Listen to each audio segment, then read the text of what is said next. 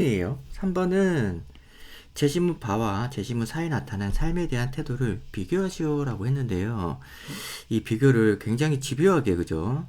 물어보고 있습니다. 그래서 여기서 나온 비교는 우리가 흔히 얘기하는 차이점 이것만 얘기해서는 안 되고 공통점과 차이점을 아주 3번이잖아요. 3번. 3번이잖아요. 그죠? 마지막 문제 아니겠습니까? 그래서 깊이 우리가 들여다보고, 그죠?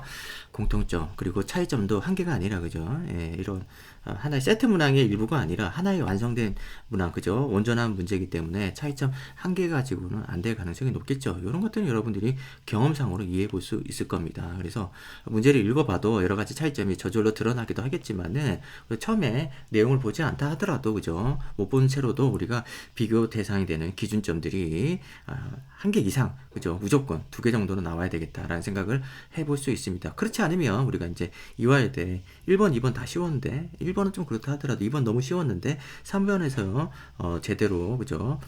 차이점 하나만 써가지고는 우리가 이제 의미 있는 답안을 쓰지 못할 것이고 변별력도 없겠죠. 그렇습니다. 자, 그래서 읽어보시면은 이제 아쉽게도 제시문 바에서 그죠? 많은 내용이 나오지 않아요. 다 그냥 주저리 쓰고 있어요. 똑같은 내용들을, 그죠? 뭐, 이가 빠지고 나서부터 생기는 여러 가지 마음의 변화, 이런 것들을 주저리 쓰고 있고, 거기서 뭐, 또 의미 있는 것들 체크해보니까 이것밖에 안 남더라라는 겁니다. 그래서 다 읽어볼 필요 없어요. 다 읽어볼 필요 없고, 갑자기 이가 빠졌습니다. 그래서 화자가 앞니가 하나 빠져버리고, 그러므로 해가지고 굉장히 상실감에 젖어버립니다. 그죠? 이라는 것은 한번 빠지면, 그죠? 다시 나지 않는 곳이고, 그죠? 그러니까, 그러한 과정에서 입술도 이그러지고 말도 새고, 그죠? 완전히 폭삭 늙어버린 얼굴이 되어버리는 거죠. 그렇게 완전히 노인이 되어버렸습니다. 여기에 대해서 상심을 하고 있다가 이제 뭐 얘기, 그죠? 얘기라는 것은 옛날 그 중국에서, 그죠? 예, 뭐 유학이라고 그러나요, 그죠? 그런 책입니다. 그래서 이런 어떤 예법에 대해서, 그죠? 쓰고 있는 여러 가지 내용들이 있는데 이걸 보고 깨닫습니다. 주자의 얘기, 그죠? 깨닫는데, 그러니까 받아들이자라는 겁니다. 이것을 괜히 여기서 이제 벗어나려고 극복하려고 노력하는 것은 주제에 맞지 않다라는 겁니다. 자, 그래서 늙음을 편하게 받아들여야 된다. 이 부분이 가장 핵심이 되겠습니다. 그래서 여유를 가지고, 뒷부분에 여유를 가지고, 그 다음에 쉬면서 마음 내키는 대로 자유롭게 살아라, 이런 얘기 되겠습니다. 그래서 뭐 이렇게 더 적극적으로 뭘 어떻게 젊어 보이려고, 그죠? 그렇게 해서는 안 되고, 그 다음에 고민도 하지 말고, 그죠? 그냥 받아들이라, 이런 얘기를 하고 있습니다. 그래서 이리하여 덤덤한 마음으로 세상을 조화롭게 살다가 아무 미련 없이 죽음을 맞이해야 된다. 결국에는 이거는 순리죠, 순리, 그죠? 순리를 강조한 겁니다. 순리를 강조하고, 그 다음에 이것을 수용하는 태도, 삶의 순리 강조하고 수용하는 태도를 보여주고 있다. 이 정도 내용 여러분들이 이 정도는 쓸 줄 알아야지, 그죠? 이 정도 해줄 수 있어야 됩니다. 이 정도는. 그래서 그렇지 않으면 이해해야 돼. 어렵습니다. 자, 그래요. 거의 90% 이상은 다 하겠죠. 그 다음에 사를 보겠습니다. 빅터 프랭클린은 이렇게 여기서 이제 빅터 프랭클린에 대한 얘기를 하고 있는데 어떠한 상황 속에서도 의미를 찾으려는 사실은 의지죠. 의지가 중요합니다. 여기서 그래서 어떤 의미를 찾고 인생을 견뎌내었다라고 하고 있습니다. 이 사람이 이제 수용소에 갔어요. 그래서 무슨 말인지 알죠? 아우슈비츠 수용소. 여기서 이제 오늘 죽을지 내일 죽을지 언제 가스실이 가게 될지 모르는 그런 어떤 일촉즉발의 불안한 삶을 살고 있었는데 부모와 아내, 자식을 모두 잃어 아주 그냥 절망적인 상황이죠. 절망적인 상황에서도 삶을, 그죠? 이어나가려는 의지가 있었다는 겁니다. 그러기 위해서 의미를 계속 찾았다는 거예요. 그죠? 자, 그 의미를 찾았는데 쭉 얘기를 하고 있습니다. 쭉 얘기를 하고 여기 동료들의 모습이라든지 나를 기대하게 하는 그 한 사람이라든지 이런 것들을 통해 가지고 내가 아무 의미가 없는 사람이 아니라 뭔가 의지가 있기 때문에 저것 때문에 난 살아야 돼. 그죠? 이런 의지를 다지게 됐다라는 거죠. 자, 그래서 인생이 무엇을 우리에게 기대하고 있는가가 문제인 것이다라는 겁니다.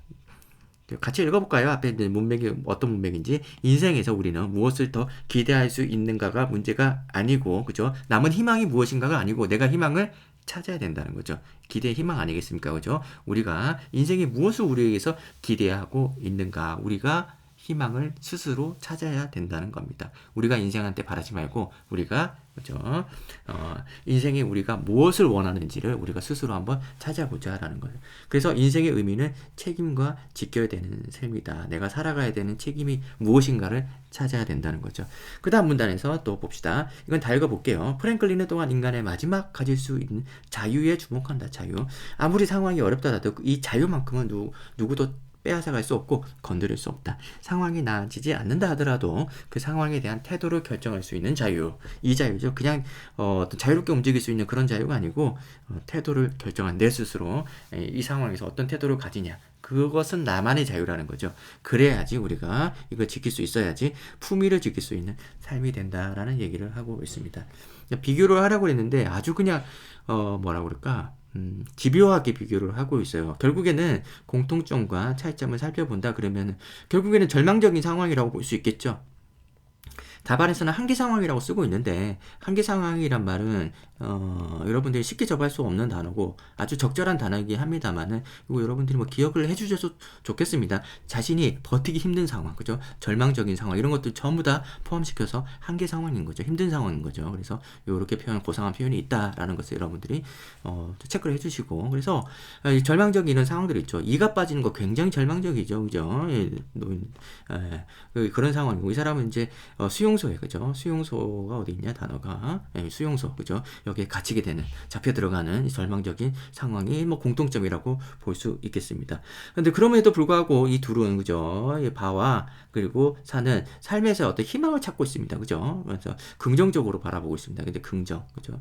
그래서 한계 상황임에도 불구하고 그럼에도 불구하고 네, 긍정적인 태도를 갖고 있다라고 볼 수 있겠습니다. 태도라는 말은 뒷부분에 써야 되니까 뭐 남겨두시고 그죠? 긍정적인 삶의 자세 이렇게 볼 수도 있겠습니다. 이렇게 삶의 자세 이렇게 볼 수 있는데 다만 이제 여기서 또 이제 차이를 찾아본다 그러면 또 이렇게 볼 수 있겠습니다. 공통점은 여기서 끝이에요. 공통점 많이 하면 안 돼요. 공통점은 뭐 한두 개, 하나, 두 개 뭐 이 정도 하면 되겠고 그럼에도 불구하고 차이점이 있다 그러면 이 한계 상황이긴 한데 그죠? 이 기준 한계 상황이긴 한데 이거를 좀 들여다보면은 여기서는 자연의 섭리죠, 그죠?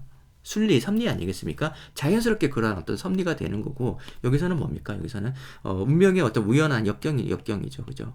사고와 같은 거죠. 교통사고 같은 그죠? 우연한 역경이 되겠습니다. 그러니까 다르죠, 그죠? 누구나 겪게 되는 섭리하고 이거 뭐 받아들여야지 어쩌겠어요, 그죠? 누구나 늙는데 그죠? 근데 이 역경은 다른 거죠.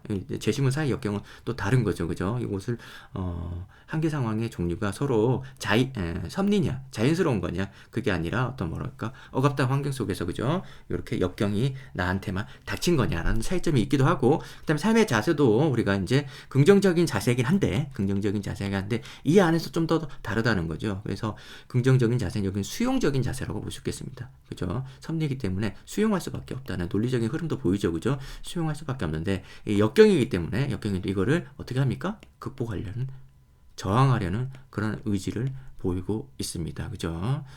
자, 그렇게 해서 우리가 이제 여기서 아주 이제 이건 또 의미 있는 문제라고 볼 수 있는 게 우리가 이제 계속 얘기하기가 좀 그렇긴 한데 이 문제만 보는 학생도 있잖아요. 그래서 한 번 더 얘기하면은 자, 이게 고양이가 있어요. 좀 부끄럽고 미안하네. 맨날 똑같은 거에서 이것도 고양이에요. 근데 이제 색깔이 여기는 검은색인 거야. 여기는 회색이고요. 그렇다면 공통점은 둘 다 고양이라는 거죠. 그런데 고양이의 색깔이 검은색이고 회색이고 다르다는 거예요. 그러니까 공통점이라는 먼저 상위의 어떤 범위 안에서 그 안에서 차이점이 있을 수 있다는 거예요. 정확하게 그렇죠. 여기 위에서 보면은 한계 상황이 있는데 그 한계 상황이긴 한데 그 안에서 이거는 섭리고 이거는 역경이다. 그죠? 우연히 닥친 역경이다. 그 다음에 또 다른 의미에서 긍정적인 자세를 갖고 있긴 한데 여기서는 수용하는 그런 자세고 여기서는 저항하고 극복하려는 자세다. 이렇게 다르다는 거예요. 그래서 논리적으로 차이점을 우리가 얘기해보라 그러면은 공통점이 없으면은 차이점을 얘기할 수가 없습니다.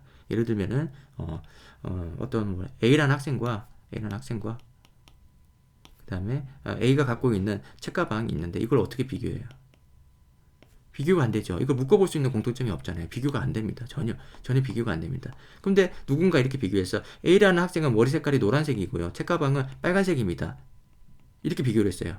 이건 그냥 그런 거지. 이게 무슨 비교가 되겠어요.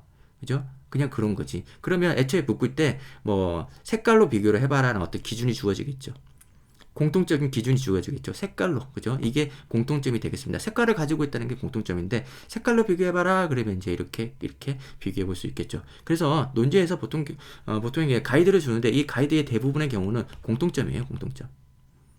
그죠? 그래서 이러한 관점에서 라는 말은 이러한 관점에서 비교해보라 이렇게 얘기하면은 이 관점은 결국에는 공통점이라는 거죠. 공통적으로 묶고 공통적으로 묶을 수 없는 내용도 다 빼버리고 공통적으로 묶은 그 내용 안에서 어떤 차이점이 있는지를 차이점을 드러내라 이런 얘기가 되겠습니다. 논리적으로는 이렇습니다. 그래서 이 논리적인 이 부분을 여러분들이 비교하기 할 때 정확하게 이해를 하고 가시면 더 좋겠죠. 그렇습니다. 이 문제는 비교하기 문제로 굉장히 추천을 할 만한 그런 문제라고 볼 수 있겠네요. 나중에 또 체크해서 올려놔야 되겠습니다. 자, 답안 한번 볼게요. 답안을 보시면은 너무 길어요. 너무 길긴 한데 굉장히 요약된 내용이 그대로 올려져 있어가지고 여러분들은 충분히 좀 압축시켜가지고 3분의 2 정도, 그부터 3분의 2 정도, 그 정도 쓰시면 충분할 거라고 봅니다. 그래서 읽어보시면서 이건 내가 다 읽을 필요는 없는 것 같고 여기서 이제 바의 나와 그 다음에 사의 어떤 빅터 프랭클린이 얘기가 나오는데 이제 한계 상황이라고 얘기 나왔죠. 어려움이라고 얘기해도 전혀 문제 없습니다. 이런 한계 상황 속에서도 삶에 대한 의지, 그죠? 그래서, 인간의 존엄과 분위, 이런 단어는 좋겠죠, 그죠? 이런 부분들이 공통점이다라는 거죠. 한계 상황도 있고, 그러나 존엄과 품위를 지키는 삶의 자세를 갖고 있다라는 거죠. 공통점이다라는 거죠. 자, 그런데 그럼에도 불구하고 여기서 이제 이런 주장을 하고 뒷부분에 또 좀 부연을 해주죠. 나와 제시무사 프랭클린은 좌절하지 않고 삶을 긍정하는 정신과 태도를 통해서 이렇게 쓰고 있는데 그냥 너무 그냥 합쳐가지고 잘 녹여서 쓰세요. 그죠? 너무 길게 쓰고 있는 것 같긴 해요. 그래서 내용을 여기서는 좀 줄일 수 있겠다라는 생각을 해볼 수 있겠고요. 그 다음에 이제 차이점이 여기서 나오죠. 차이점은 문제 상황이 다르다는 거죠. 이것은 이제 앞니가 빠지는 것은 이런 자연스러운 현상이겠죠. 노화라는 거죠. 이런 것은 섭리가 되겠죠. 그죠? 자연스러운 변화라고 속하고. 그런데 이제 프랭클린은 사고, 그죠? 사가 아니고, 바고. 프랭클린은 어떻습니까? 이것은 실존적 한계 상황이라고 하는데 우리가 이런 단어는 어떻게 씁니까? 그죠? 그러니까 이게 역경이라고 합시다. 그죠? 삶의 역경, 그죠? 갑자기 들이닥친 교통사고 같은 그런 느낌의 역경이라고 봅시다. 그 다음에 이렇게 표현하면 되겠고, 그죠? 부당한 폭력이다, 억압이다, 이 정도 단어는 쓰면 되겠죠. 근데 이제 해결 방식도 이제 차이점이 보인다는 차이점, 두 번째 차이점이 되겠죠. 여기서는. 그래서 여기서는 삶의 방식을 처음에는 선뜻 받아들이지 않는 것으로 보인다라고 하는데 사실 뭐 생략 가능합니다. 이 정도는 우리가 핵심이 아니죠. 이거는 나중에 어떤 자세를 가지냐가 핵심인데 뭐 얘기라는 이 서적을 통해서 이제 계기로 그죠. 여기서 이제 주제에 어떤 이렇게 교훈을 얻어가지고 이런 내용을 쓰긴 쓰되 이렇게 많이 쓸 필요는 없는 것 같아요. 그래서 이제 수용, 여기 수용이라는 단어 딱 나오네, 그죠? 수용하는 자세 딱 쓰면은 여러분들은 뭐 거의 뭐 채점하는데 이제 불리함은 없을 거라고 생각이 듭니다. 그래서 이렇게 나머지 내용들은 뭐 저절로 조화라는 내용들은 저절로 쓰다 보면 되잖아요. 그죠? 근데 수용이라는 단어를 쓸 수 있느냐가 이제 관건이 되겠죠. 그 다음에, 그죠? 뭐 품위를 지키 뭐 이런 것들도 다 그냥 쓰다 보면 나오는 단어고. 그런데 이제 제시문 바에서는 수능이 아니다는 거죠. 여기서는 이런 한계 상황에서 굴복하지 않고 저항한다. 이런 단어를 쓸 줄 알아야 된다는 겁니다. 나머지 내용은 중요도가 다 떨어져요. 그래서 요거를 쓸 줄 알아야지 되고 뒷부분은 그냥 글짓기에 불과한 거죠. 그래서 의미를 찾는 의지 이런 내용들이 나와주면 좋을 텐데 나오냐? 뭐 동료에 대한 책임감이라는 단어 나오지 않습니까? 책임감이라든 의지, 그죠? 의미, 요런 단어들만 나오면은 뒷부분 어떻게 쓰든지, 그죠? 품위, 그죠? 요런 단어 나오면은 짧게 쓰든 길게 쓰든 상관이 없다는 겁니다. 그래서 주요한 이제 핵심 단어들 나오기만 하면은 여러분들이 뭐 한번 써보시고 첨삭 한번 받아보시면 되시겠죠, 그죠? 그래서 문제는 아주 잘 만들어졌습니다. 좋은 문제고 비교하기를 이제 극한까지 물어본다고. 그렇게까지 얘기하기는 좀 너무 과대평가고 아주 이제 기본적인 문제를 우리가 이해해 볼 수 있겠습니다. 비교하기에 전형이다. 그리고 추천 문제다. 이렇게 생각해 볼 수 있겠습니다. 자, 그래요. 3번 문제 좋은 문제였고 여기까지 하겠습니다.